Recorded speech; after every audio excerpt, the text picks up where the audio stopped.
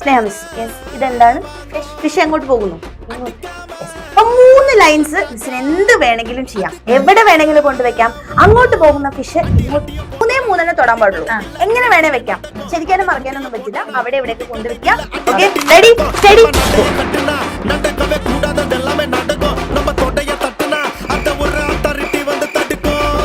അങ്ങനെ നമ്മുടെ സ്നേഹ മിസ് തോറ്റിരിക്കുകയാണ്. നന്ദി. നമുക്ക് അടുത്ത അളവിൽ കൊടുക്കും.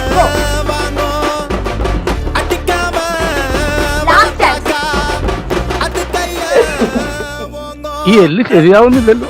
അങ്ങനെ നമ്മളുടെ വർഷ മിസ് തോറ്റിരിക്കുകയാണ് മക്കളെ. ഇനി നമുക്ക് അടുത്തതായിട്ട് ആരെ വിളിക്കാൻ?